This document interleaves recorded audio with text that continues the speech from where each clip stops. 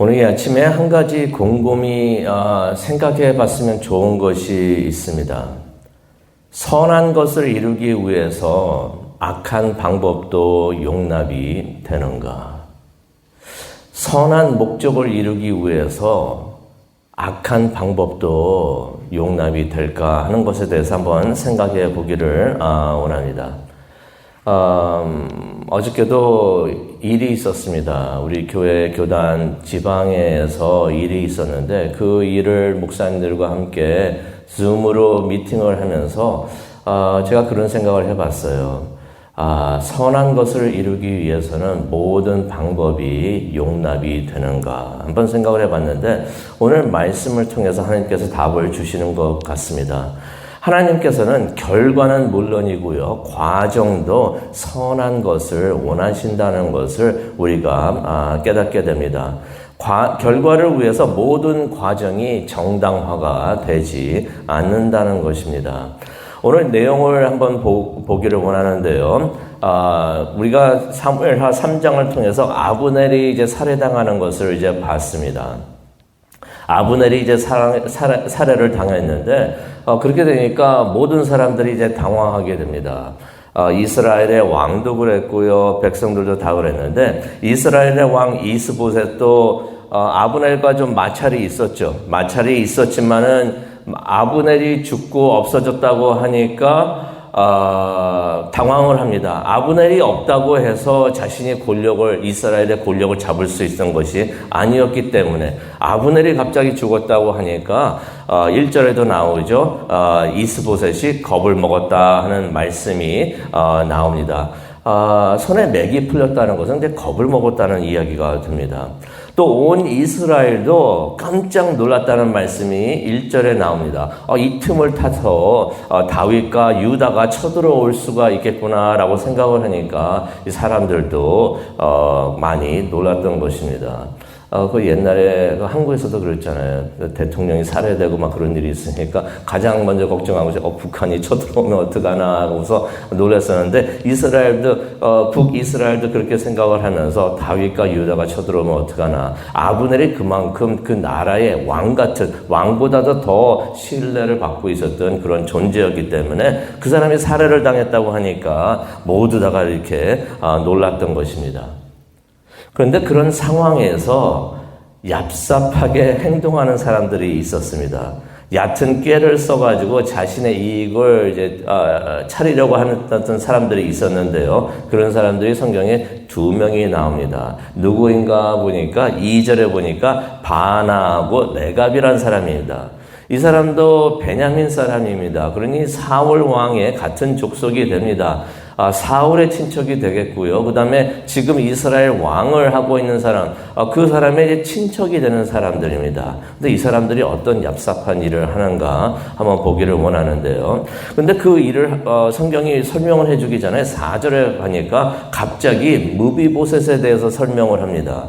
무비보셋은 갑자기 누구인가?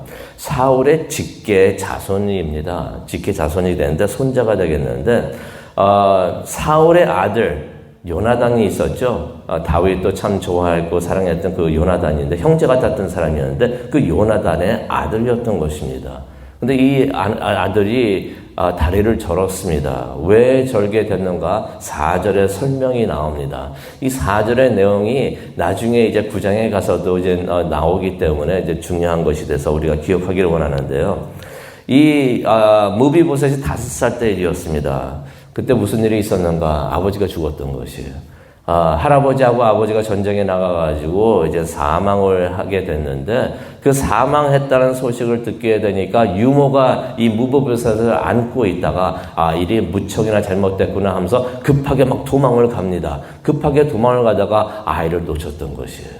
그 아이를 진짜 잘 안고 있어야 되는데 아이를 떨어뜨려가지고 그 아이가 다리를 크게 다쳐가지고 다리를 절게 됐다라는 말씀의 내용이 4절에 나옵니다.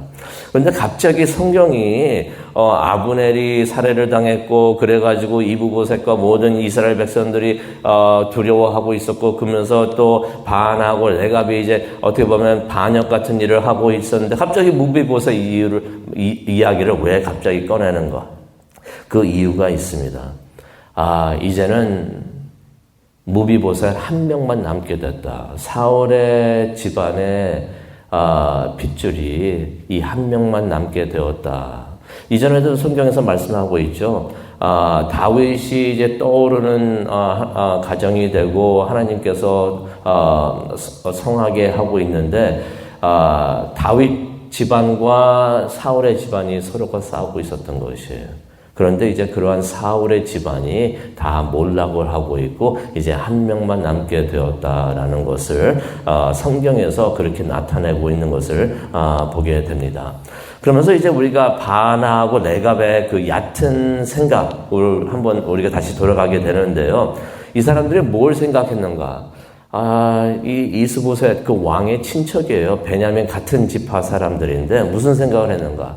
어차피 이제 돌아가는 것을 보니까 다윗이 왕이 되겠구나. 다윗이 이제 유다의 왕만 되는 것이 아니라 온 이스라엘의 왕이 되겠구나라고 생각을 하니까 어떻게 생각을 하냐면은 이스보셋을 우리가 죽여야겠다. 이스보셋을 우리가 죽여가지고 다윗에게 가져가가지고 다윗에게 잘 보여야겠다. 친척인데 같은 지파 사람들인데 그렇게 생각을 했다는 것입니다. 그래가지고 그것을 행동에 옮기는데요. 7절에 나옵니다. 낮에 이스보셋의 집에 들어갑니다. 그리고 들어가가지고 마침 낮잠을 자고 있었던 이스보셋을 칼로 죽입니다. 그래가지고 또 목을 잘라가지고 목을 들고서 헤브론까지 갔다는 것을 우리가 7절을 통해서 봅니다. 헤브론에 다윗이 있는데 헤브론에 가가지고 다윗에게 가가지고 이스보셋의 머리를 바쳤던 것이에요. 8절을 우리가 보기를 원하는데요. 8절 다시 한번 읽어보도록 하겠습니다. 헤브론에 이르러 다윗 왕에게 이스보셋의 머리를 들이며 아뢰되 이제 그 사람들이 이제 다윗에게 말을 하는 것입니다.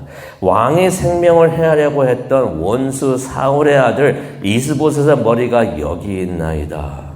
여호와께서 오늘 우리 주 대신 왕의 원수를 사울과 그의 자손에게 갚으셨나이다 라는 말을 합니다. 그런데 여기에 크게 세 가지가 나오는데요. 이 세 가지 모든 것이 하나같이 다 거짓말이었어요. 뭐라고 말을 합니까? 왕의 목숨을 빼앗으려고 했던 왕의 원수. 이스라엘의 왕 이스보셋이 아브넬에 의해서 이스라엘의 왕이 됐습니다. 그래가지고 원하지 않게 다윗의 유다와 이렇게 대결 관계에 있긴 있었지만은 이스보셋이 다윗의 목숨을 빼앗으려고 한 적이 한 번도 없었어요. 근데 와가지고 뭐라고 말을 합니까? 왕의 목숨, 다윗의 목숨을 빼앗으려고 했던 그 원수를 내가 데리고 왔습니다. 죽여가지고 데리고 왔습니다.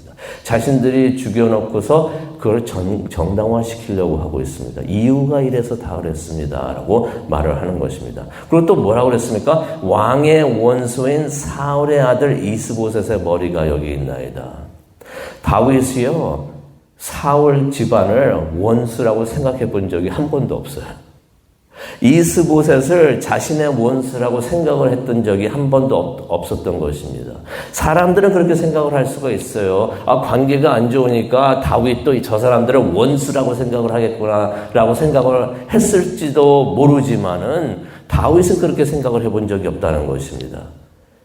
사울이 그 전에 그렇게 10년이 넘게 그냥 쫓아다니면서 다윗을 죽이려고 했었지만은 다윗은 한 번도 사울을 죽이려고 했던 적이 없어요. 그런 기회가 바로 코앞에 있었어도 그러지 않았던 사람이 다윗이었던 것입니다.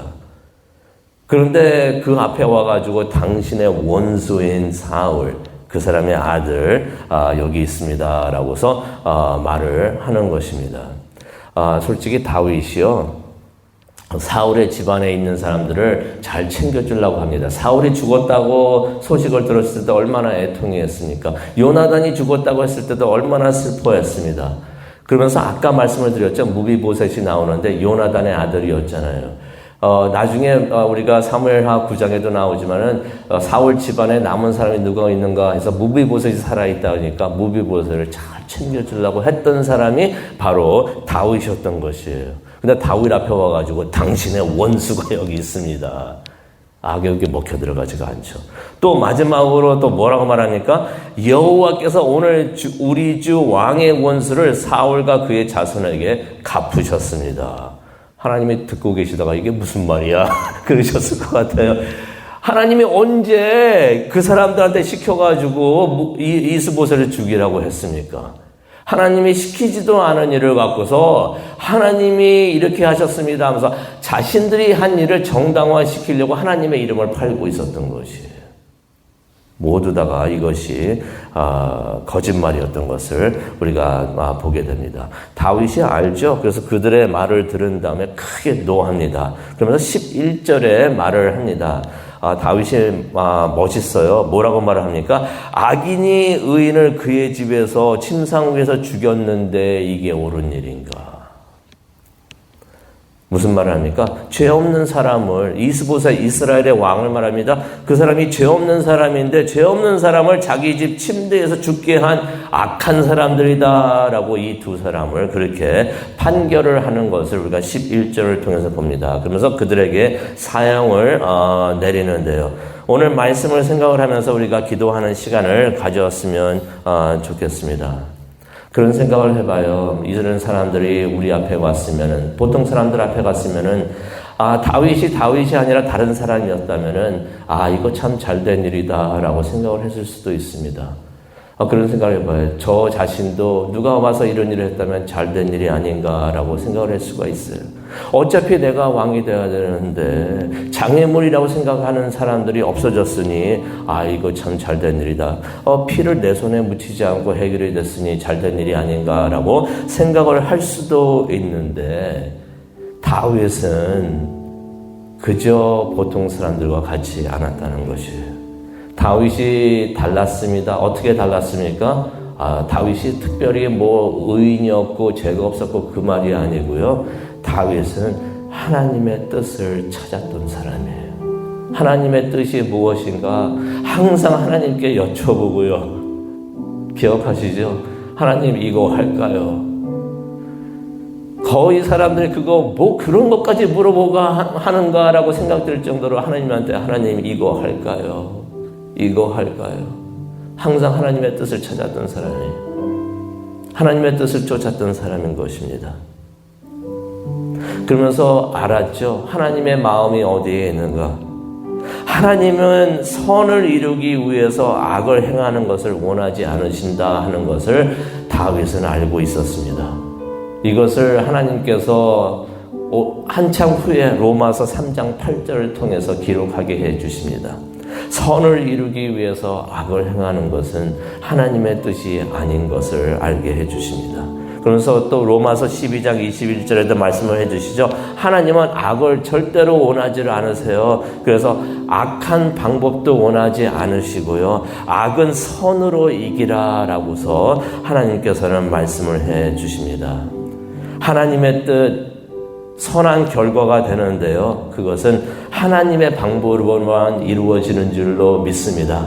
하나님의 뜻을 이루기 위해서는 선한 것을 이루기 위해서는 방법조차도 선해야 된다는 것입니다.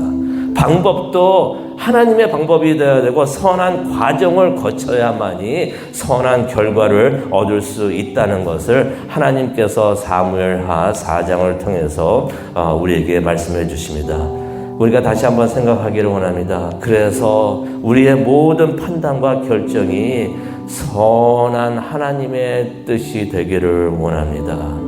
선한 결과를 얻기 위해서 모든 것을 정당화시키는 것이 아니라 선한 과정을 걸어가는 우리 모두가 되고 또 그러한 판단과 결정을 내리는 우리 모두가 우리가 되기를 간절히 소원합니다.